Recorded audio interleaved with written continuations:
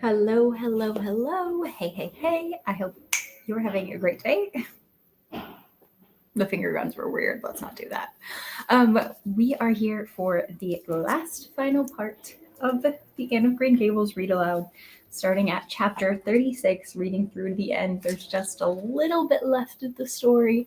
I hope you've been enjoying it so far. I know I have. It's been, I don't know, just really wholesome revisiting such a favorite book of mine and a really good experience. I was wondering what I should wear today because I do love to dress for an occasion. And I was thinking to myself, sorry, there's like a landscaper outside, super loud, so I'll try to lean in. But I was thinking, what should I wear today for my Anne of Green Gables stream? And I only have like one or maybe two Anne t-shirts. And I already wore those during the series, ran out real quick. And then I was like, what does Anne love? A puffed sleeve. So this dress actually has like some fabric right here to puff the sleeves. I know it's not nearly to the level of puff that she would probably want, but I figured a puff sleeve, it's green. The flowers kind of give me a Prince Edward Island vibe. You know how much we've been talking about flowers there and any sort of landscape. So I thought that it's very fitting to wear green flowers, some puff sleeves. We've got some green eye makeup on. And last but not least, she wears her signature braids. So I kind of did a little twist on the braids with my bubble braids. So I hope Anne would approve. I hope you approve. And without further ado, let's jump right into it. Starting with chapter 36. The Glory and the Dream. On the morning when the final results of all the examinations were to be posted on the bulletin board at Queen's, Anne and Jane walked down the street together. Jane was smiling and happy. Examinations were over, and she was comfortably sure that she had made a pass at least. Further considerations troubled Jane not at all. She had no soaring ambitions, and consequently was not affected with the unrest attendant thereon. For we pay a price for everything we get or take in this world, and although ambitions are well worth having, they are not to be cheaply won, but exact their dues of work and self-denial, anxiety and discouragement. Anne was pale and quiet. In 10 more minutes she would know who had won the medal and who the Avery. Beyond those 10 minutes, there did not seem, just then, to be anything worth being called time. Of course you'll win any one of them anyhow, said Jane, who couldn't understand how the faculty could be so unfair as to order it otherwise. I have no hope of the Avery, said Anne. Everybody says Emily Clay will win it, and I'm not going to march up to that bulletin board and look at it before everybody. I haven't the moral courage. I'm going straight to the girls' dressing room. You must read the announcements and then come tell me, Jane, and I implore you, in the name of our friendship, to do it as quickly as possible. If I have failed, just say so, without trying to break it gently, and whatever you do, don't sympathize with me. Promise me this, Jane. Jane promised solemnly, but, as it happened, there was no necessity for such a promise. When they went up the entrance steps of Queen's, they found the hall full of boys who were carrying Gilbert Blythe around on their shoulders and yelling at the top of their voices, "Hurrah for Blythe, medalist!" For a moment, Anne felt one sickening pang of defeat and disappointment. So she had failed, and Gilbert had won. Well, Matthew would be sorry. He had been so sure she would win. And then somebody called out, 3 cheers for Miss Shirley, winner of the Avery. Oh, Anne, gasped Jane as they fled to the girls' dressing room amidst hearty cheers. Oh, Anne, I'm so proud. Isn't it splendid? And then the girls were around them, and Anne was the center of a laughing, congratulating group. Her shoulders were thumped and her hands shaken vigorously. She was pushed and pulled and hugged, and among it all, she managed to whisper to Jane, "Oh, won't Matthew and Marilla be pleased? I must write the news home right away." Commencement was the next important happening. The exercises were held in the big assembly hall of the academy. Addresses were given, essays read, songs sung, the public award of diplomas, prizes, and medals made.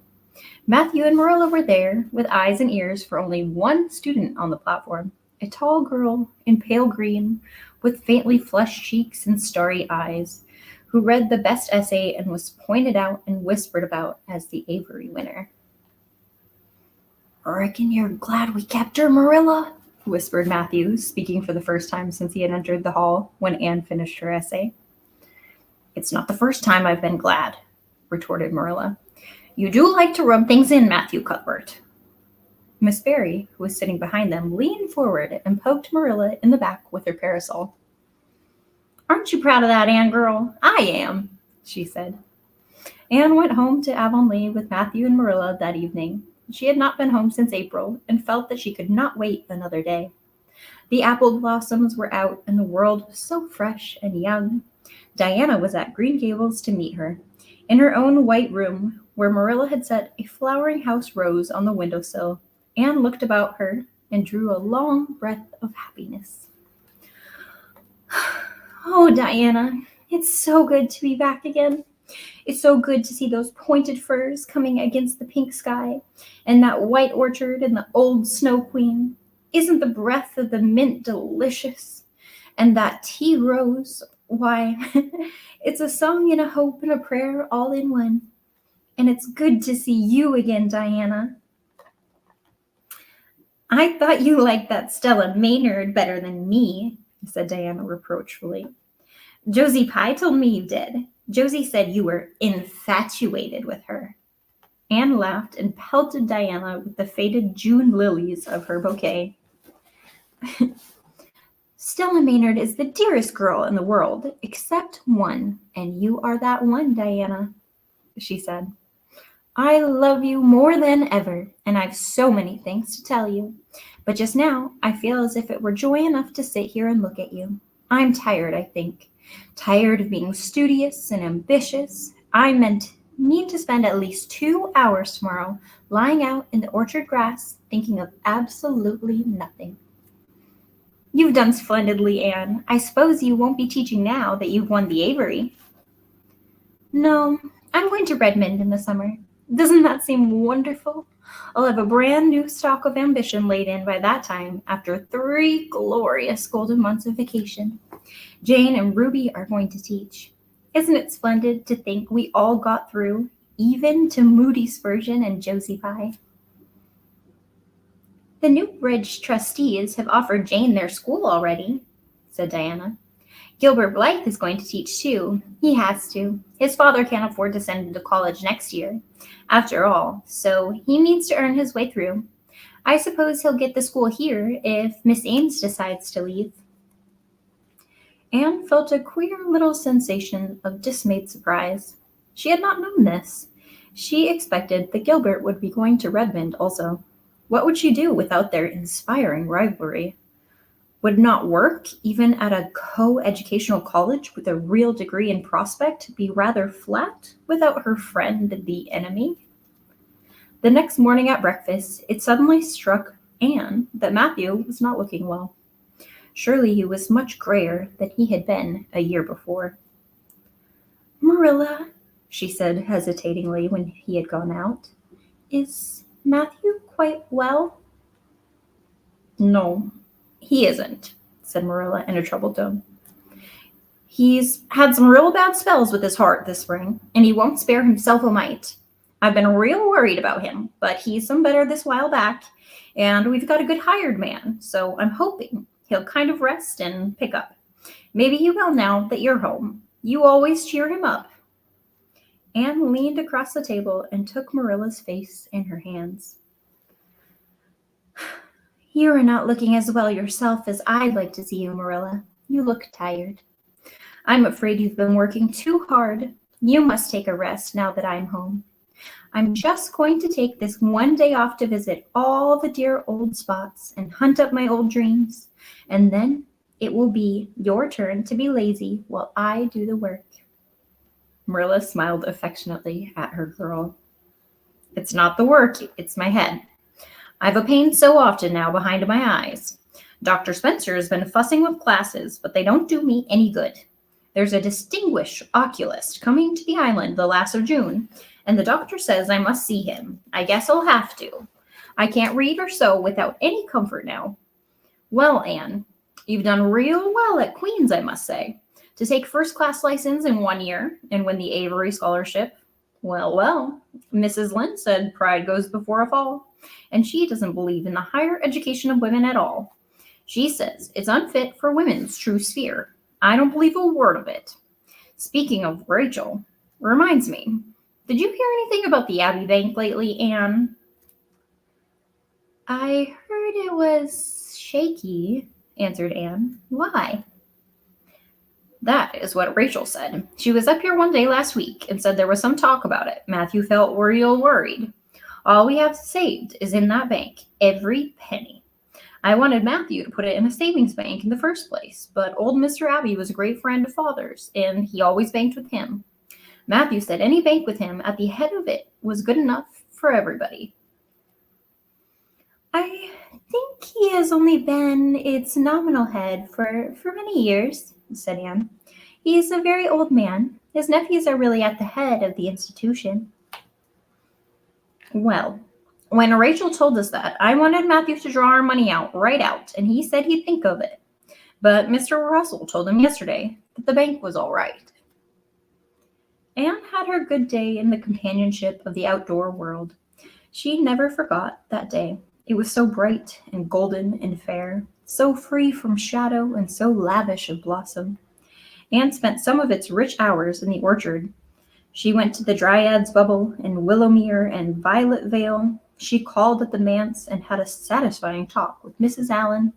And finally, in the evening, she went with Matthew for the cows, through Lover's Lane to the back pasture. The woods were all gloried through with sunset, and the warm splendor of it streamed down through the hill gaps in the west. Matthew walked slowly, with head bent. Anne, tall and erect, suited her springing step to his. Here's the picture of the two of them walking. So cute.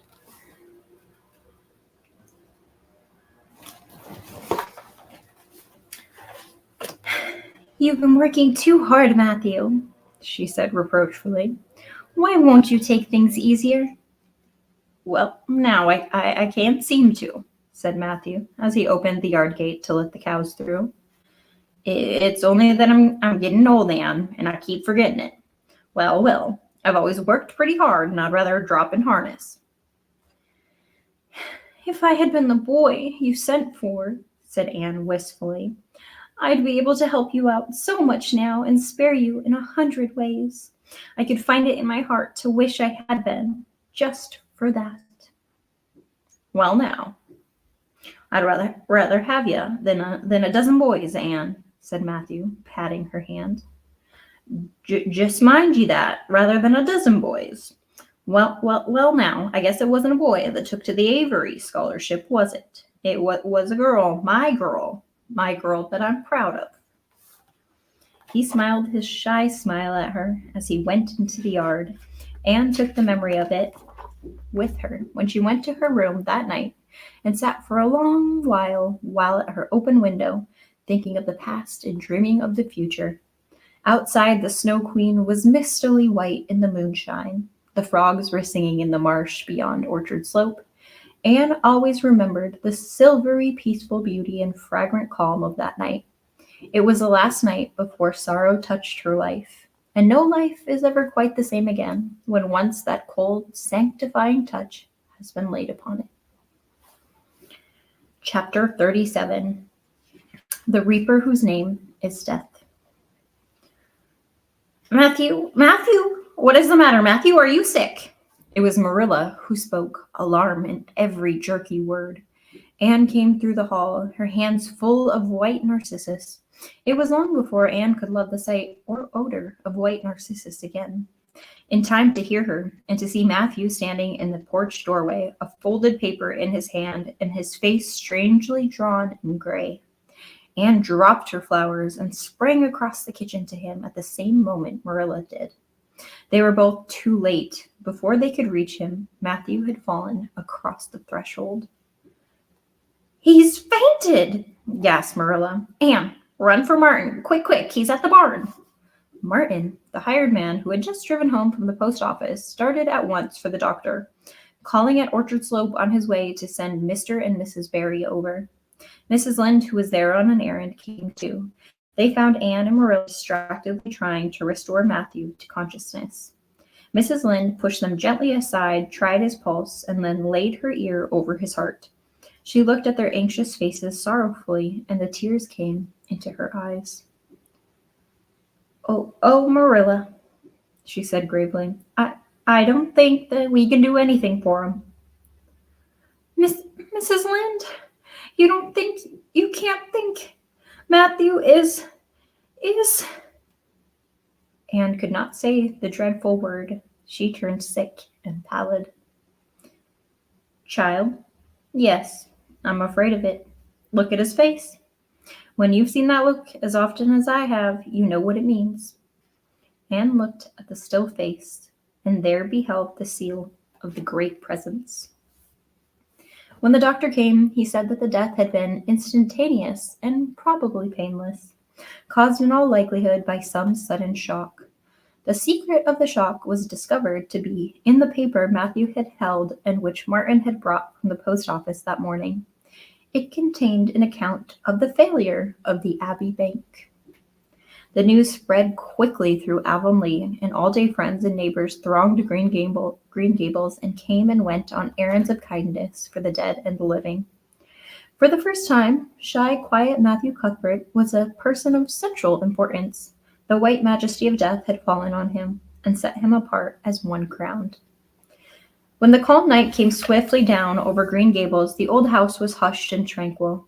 In the parlor lay Matthew Cuthbert in his coffin, his long gray hair framing his placid face, on which there was a little kindly smile as if he but slept, dreaming pleasant dreams.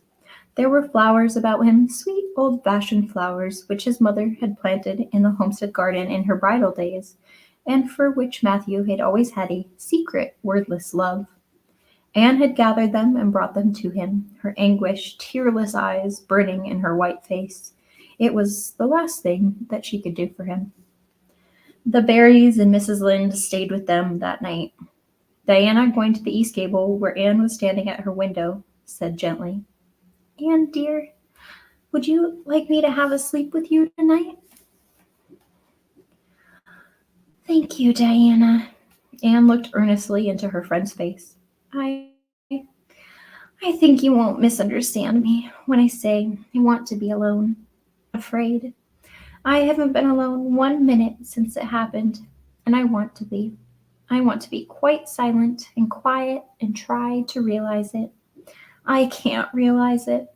Half the time, it seems to me that Matthew can't be dead, and the other half it seems as if he must have been dead for a long time, and I've had this horrible, dull ache ever since."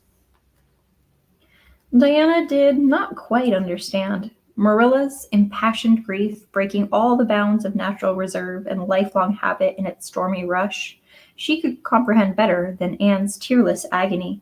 But she went away kindly, leaving Anne alone to keep her first vigil with sorrow.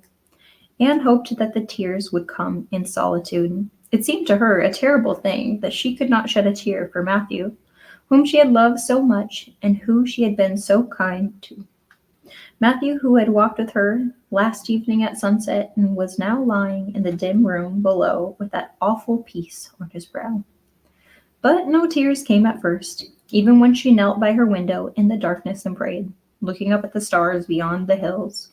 No tears, only the same dull, horrible ache of misery that kept on aching until she fell asleep, worn out with the day's pain and excitement. In the night she awakened with the stillness and darkness about her, and the recollection of the day came over her like a wave of sorrow. She could see Matthew's face smiling at her, as he had smiled when they parted at the gate last evening. She could hear his voice saying, my girl that I'm proud of." Then the tears came, and Anne wept her heart out. Marilla heard her and crept in to comfort her. There. Don't cry so, dearie. I can't bring him back. It isn't right to cry so. I knew that today, but I couldn't help it then. He's always been such a good, kind brother to me, but God knows best. Oh, just let me cry, Marilla, sobbed Anne. The tears don't hurt me like that ache did. Stay here for a little while with me and keep your arm round me so. I couldn't have Diana stay. She's good and kind and sweet, but it's not her sorrow. She's outside of it, and she couldn't come close enough to my heart to help me. It's our sorrow, yours and mine. Oh, Marilla, what will we do without him? We've got each other, Anne. I don't know what I'd do if you weren't here, if you'd never come. Oh, Anne, I know I've been kind of strict and harsh with you, maybe, but you mustn't think I didn't love you, as well Matthew did, for all that. I want to tell you now, when I can. It's never been easy for me to say things out of my heart, but at times like this, it's easier. I love you as dear as if you were my own flesh and blood, and you've been my joy and comfort ever since you came to Green Gables. 2 days afterwards, they carried Matthew Cuthbert over his homestead threshold and away from the fields he had tilled, and the orchards he had loved, and the trees he had planted, and then Avonlea set back into its usual placidity, and even at Green Gables affairs slipped into their old groove, and work was done and duties fulfilled with regularity as before, although always with the aching sense of loss in all familiar things. Anne, new to grief, thought it was almost sad that it could be so, that they could go on in the old ways without Matthew. She felt something like shame and remorse when she discovered that the sunrises beyond the firs and the pale pink buds opening in the garden gave her the old inrush of gladness when she saw them, that Diana's visits were pleasant to her, and Diana's merry words and ways moved her to laughter and smiles, that, in brief, the beautiful world of blossom and love and friendship had lost none of its power to please her fancy and thrill her heart, that life still called to her with many insistent voices. It seems like disloyalty to Matthew, somehow, to find pleasure in these things now that he is gone, she said wistfully to Mrs. Allen one evening when they were together in the manse garden. I miss him so much, all the time, and yet, Mrs. Allen, the world and life seem beautiful and interesting to me for all. Today, Diana said something funny, and I found myself laughing. I thought when it happened that I could never laugh again, and it seems as if I ought not to. When Matthew was here, he liked to hear you laugh, and he liked to know that you found pleasure in the pleasant things around you, said Mrs. Allen gently. He is just away now, and he likes to know it just the same. I'm sure that we should not shut our hearts against the healing influences that nature offers us, but I can understand your feeling. I think we all experience the same thing. We resent the thought that anything can please us when someone we love is no longer here to share the pleasure with us. And we almost feel as if we were unfaithful to sorrow when we find our interest in life returning to us. I was down in the graveyard to plant a rose bush on Matthew's grave this afternoon, said Anne dreamily. I took a slip of the little white Scotch rose bush his mother had brought out from Scotland long ago. Matthew always liked those roses the best. They were so small and sweet on their thorny stems. It made me feel glad that I could plant it by his grave, as if I was doing something that must please him in taking it there to be near him. I hope he has roses like them in heaven. Perhaps the souls of all those little white roses that he has loved so many summers ago were all there to meet him. I must go home now. Marilla is all alone, and she gets lonely at twilight. She will be lonelier still, I fear, when you go away to college, said Mrs. Allen. Anne did not reply. She said good night and went slowly back to Green Gables. Marilla was sitting on the front doorstep, and Anne sat down beside her.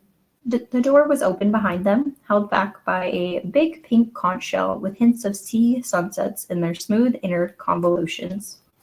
Anne gathered some sprays of pale yellow honeysuckle and put them in her hair. She liked the delicious hint of fragrance as of some aerial benediction above her every time she moved. Dr. Spencer was here while you were away, Marilla said. He says that the specialist will be in town tomorrow, and he insists I must go and have my eyes examined. I suppose I'd better go and have it over. I'll be more than thankful if the man can give me the right kind of glasses to suit my eyes. You won't mind staying here alone while I'm away, will you? Martin will have to drive me in, and there's ironing and baking to do. I shall be all right. Diana will come over for company for me, and I shall attend to the ironing and baking beautifully. You needn't fear that I'll starch the handkerchiefs or flavor the cake with liniment. Marilla laughed. What a girl you were for making mistakes in them days, Anne. You were always getting into scrapes. I did used to think that you were possessed. Do you mind the time you dyed your hair? Yes, indeed. I shall never forget it, smiled Anne, touching the heavy braid of hair that was wound about her shapely head. I laugh a little now sometimes when I think what a worry my hair used to be to me, but I don't laugh much because it was a real trouble then. I did suffer terribly over my hair and my freckles. My freckles are really gone, and people are nice enough to tell me my hair is auburn now. All but Josie Pye. She informed me yesterday that she really thought it was redder than ever, or at least my black dress made it look redder, and she asked me if people who had red hair ever got used to having it. Marilla, I almost decided to give up trying to like Josie Pye.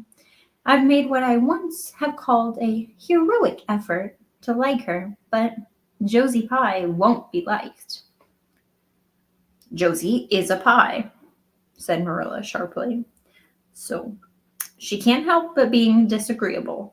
I suppose people of that kind serve some useful purpose in society, but I must say, I don't know what it is any more than I know the use of thistles.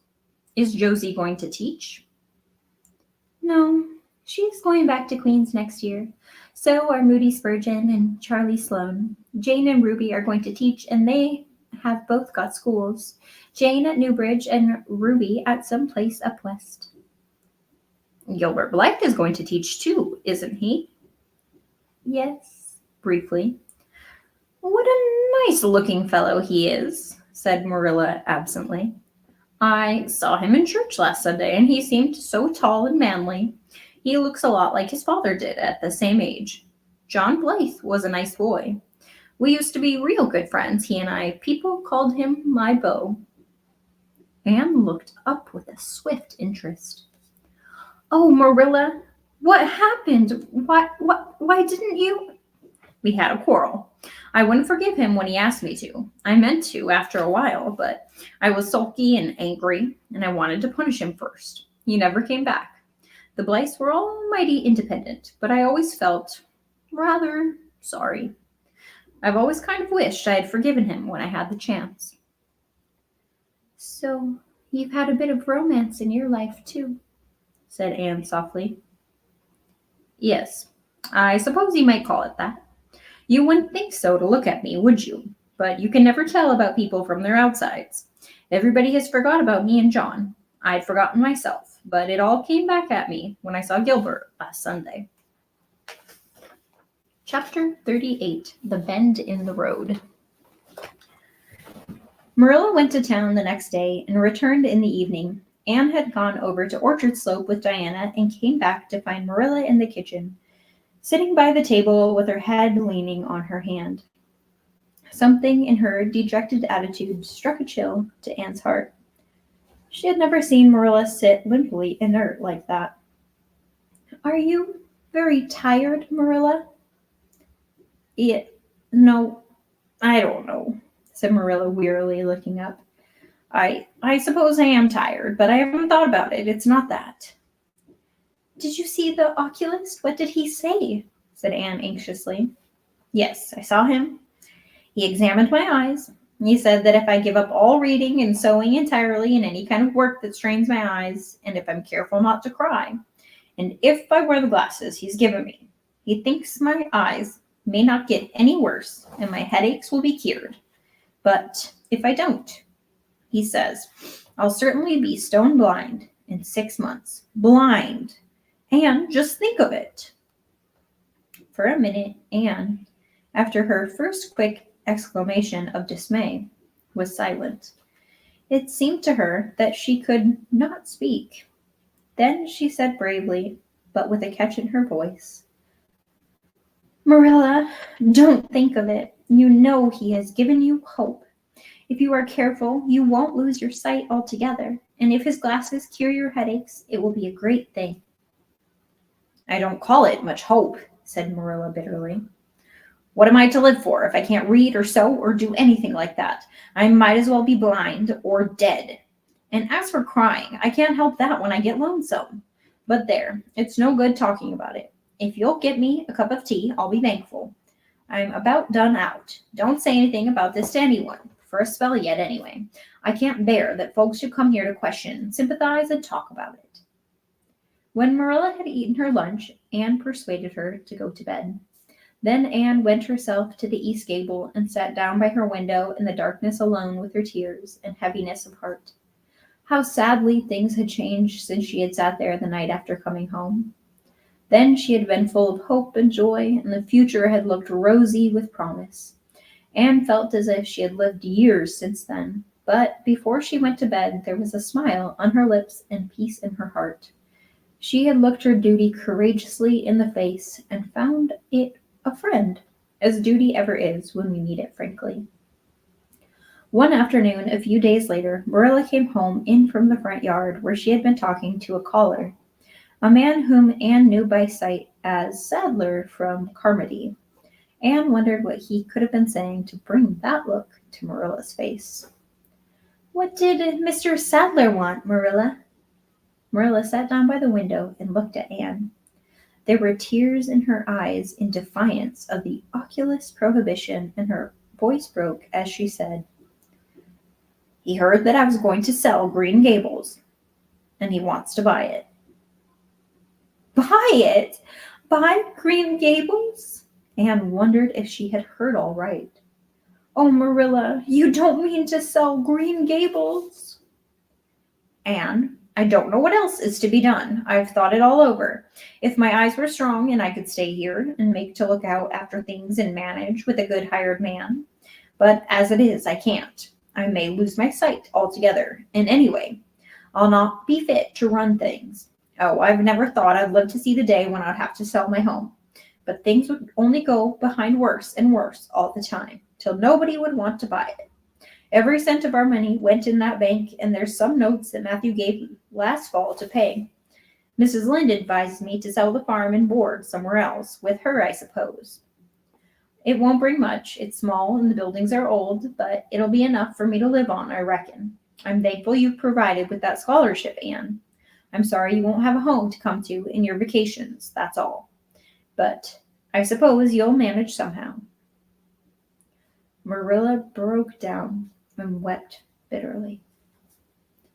You mustn't sell Green Gables, said Anne resolutely. Oh, Anne, I wish I didn't have to. But you can see for yourself. I can't stay here alone. I'd go crazy with trouble and loneliness, and my sight would go. I know it would. You won't have to stay here alone, Marilla. I'll be with you. I'm not going to Redmond. Not going to Redmond? Marilla lifted her worn face from her hands and looked at Anne.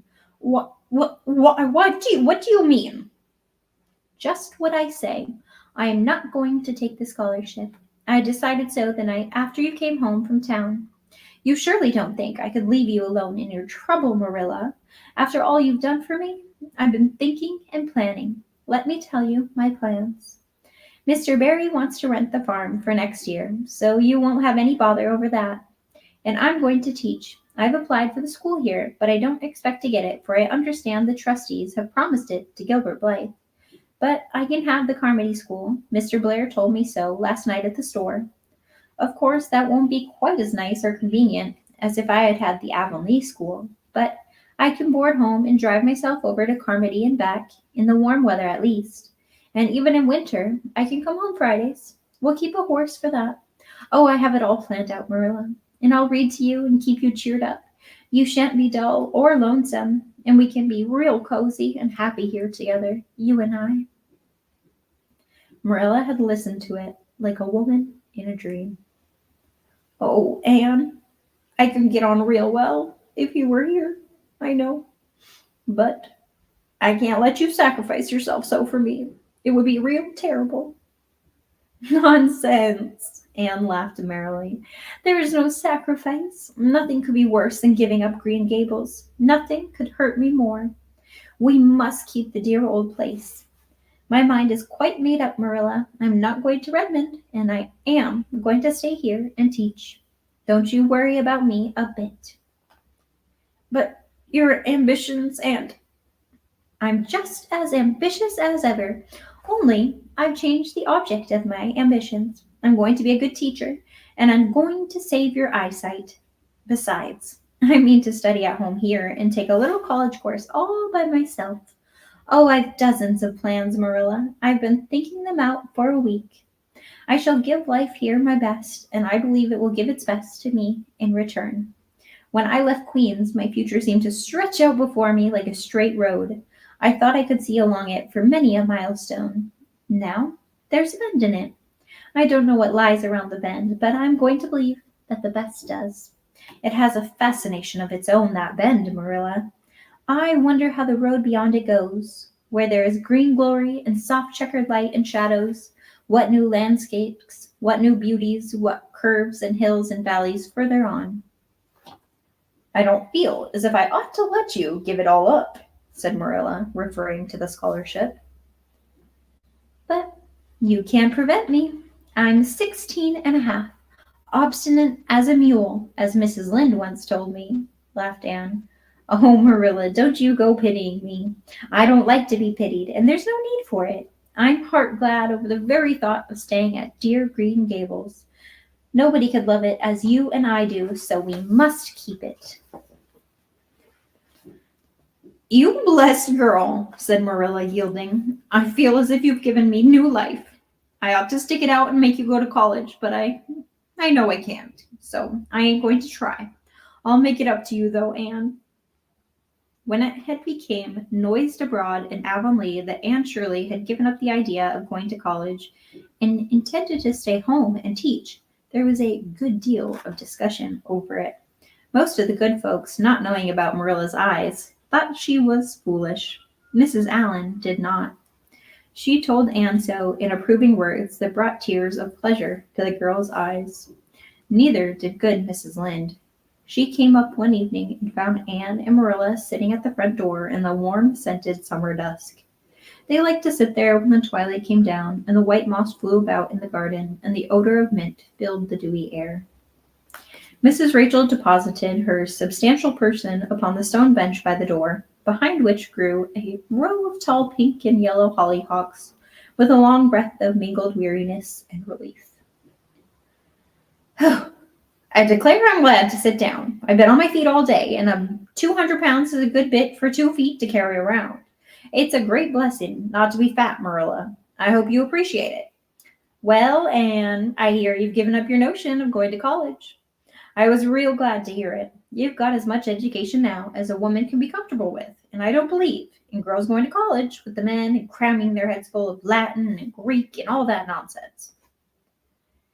But I am going to study Latin and Greek just the same, Mrs. Lynde, said Anne, laughing. I'm going to take my arts course right here at Green Gables and study everything that I would at college. Mrs. Lynde lifted her hands in holy horror. Anne Shirley, you'll kill yourself. Not a bit of it. I shall thrive on it. Oh, I'm not going to overdo things. As Josiah Allen's wife says, I shall be Majone. I'll have lots of spare time in the long winter evenings, and I've no vocation for fancy work. I'm going to teach over at Carmody, you know.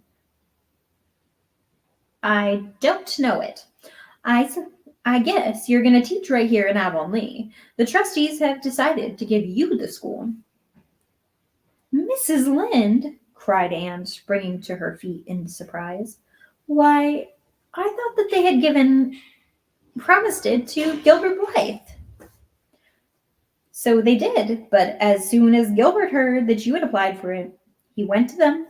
They had a business meeting at school last night, and told him he withdrew his application and suggested that they accept yours.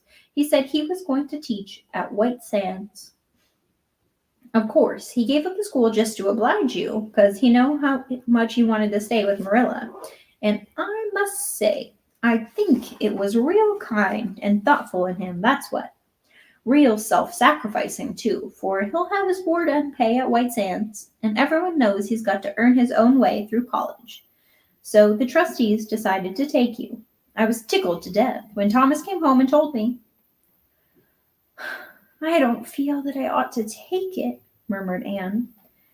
I mean, I don't think I ought to let Gilbert make such a sacrifice for me. I guess you can't prevent him now. He signed papers with the White Sand trustees, so it wouldn't do him any good now if you were to refuse. Of course you'll take the school. You'll get along all right now that there are no pies going. Josie was the last of them, and a good thing she was, that's what.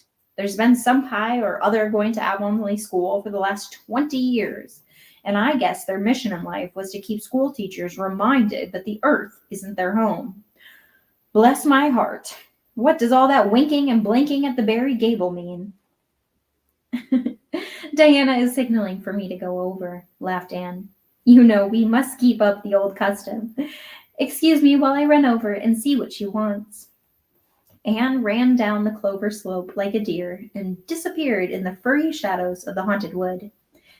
Mrs. Lynde looked after her indulgently. There's a great deal of the child about her, in yet some ways. There's a good deal more of the woman about her in others, retorted Marilla, with a momentary return of her old crispness. But crispness was no longer Marilla's distinguishing characteristic, as Mrs. Lynde told Thomas that night. Marilla Cuthbert has got mellow, that's what. Anne went to the little Avonlea graveyard the next evening to put fresh flowers on Matthew's grave and water the Scotch rosebush.